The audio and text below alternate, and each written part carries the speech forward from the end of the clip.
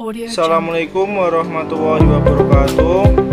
Perkenalkan, nama saya Dida Cipta Mafuri, NIM 2018-223, kelas A, semester 6. Di sini saya akan menyampaikan materi tentang metode penelitian hukum. Penelitian secara ilmiah.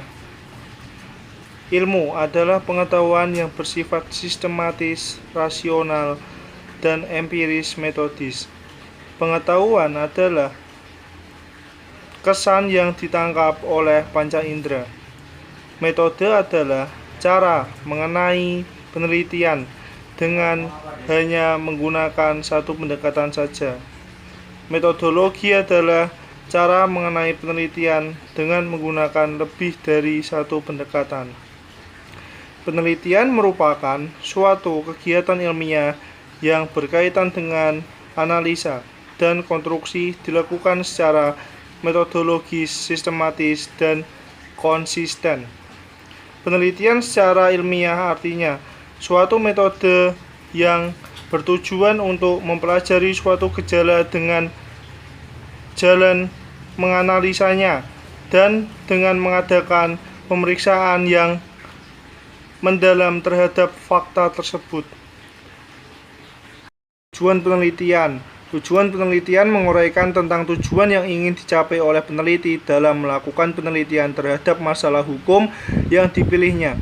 Tujuan penelitian ini disebut juga pola pengarahan penelitian hukum, yang sekaligus sebagai pertimbangan tujuan dan isi. Merumuskan tujuan penelitian harus disusun dalam bentuk butir-butir pernyataan sesuai dengan rumusan masalah yang hendak dicapai. Tujuan penelitian biasanya didahului dengan kata ingin mengetahui, membahas, menguraikan, menganalisis masalah.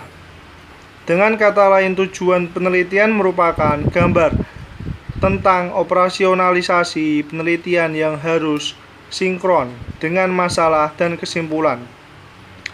Jelasnya bahwa tujuan penelitian 1. Menegaskan tujuan penelitian yang terkait dengan pengembangan keilmuan dan manfaat praktis dari masalah yang akan diteliti. 2. Biasanya merujuk pada hasil yang akan dicapai atas diperoleh dari maksud penelitian. Kegunaan penelitian. Memuat secara spesifik kegunaan, manfaat, atau faedah yang hendak dicapai atas. 1. Kegunaan teoritis. Aspek teoritis dengan menyebut kegunaan teoritis apa yang dapat dicapai dari masalah yang diteliti. Yang kedua, kegunaan praktis. Aspek praktis dengan menyebut kegunaan apa yang dapat dicapai dari penerapan pengetahuan yang dihasilkan peneliti ini. Kerangka pemikiran. Pada dasarnya, kerangka pemikiran diturunkan dari beberapa konsep atau teori yang relevan dengan masalah yang diteliti dalam menyusun argumentasi.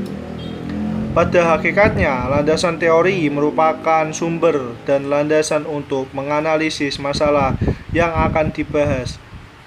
Umumnya, landasan teoritis berisi kerangka pemikiran atau teori-teori yang mempunyai kaitan dengan masalah yang bersangkutan, sehingga dapatkah dikatakan landasan teoritis merupakan unsur penunjang yang kuat terhadap keberhasilan melakukan analisis, sedangkan kerangka konseptual berisi definisi atau pengertian daripada variabel-variabel yang ada dalam judul.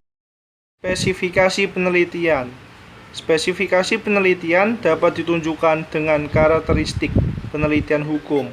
Misalnya, bahan atau materi penelitian hukum didasarkan atas data dan atau informasi yang berasal dari kasus-kasus, studi pustaka, dan penelitian lapangan. Teknik pengumpulan data.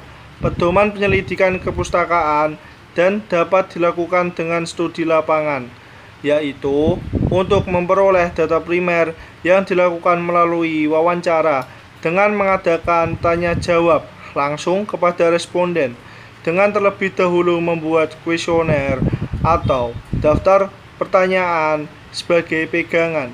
Hal ini dapat dilakukan dengan metode atau teknik wawancara. Lokasi penelitian.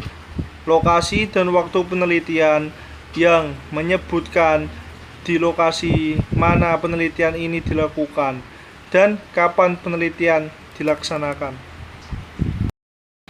Keaslian penelitian. Keaslian penelitian dipergunakan untuk menentukan bahwa objek yang diteliti adalah benar-benar original dan belum pernah ada penelitian sebelumnya, atau kalaupun telah pernah ada, maka peneliti harus menguraikan perbedaan antara penelitian terdahulu dengan penelitian yang sedang dilakukan, dan di dalam lembar tersendiri juga dicantumkan dalam bentuk pertanyaan. Sistematika penulisan. Di sini saya akan menjelaskan sistematika penulisan. Ada 3. Yang pertama, sistematika penulisan merupakan bagian dari cara penulisan hukum. Dianggap baik dengan unsur keterpaduan dan keserasian penguasaan materi hukum dan bahasa serta penghayatan struktur penelitian ilmiah yang berisi uraian mengenai susunan tiap-tiap bab secara teratur untuk mempermudah penelitian. Yang kedua, sistematika penulisan memuat gambaran dan uraian singkat mengenai rancangan, muatan, materi setiap bab-bab yang akan dijadikan rancangan sistematika penulisan tesis dan atau disertasi. Yang ketiga, rencana sistematika penulisan hanya digunakan untuk usulan penelitian, sedangkan untuk tesis dan atau disertasi tidak digunakan lagi karena sudah termasuk dalam daftar isi.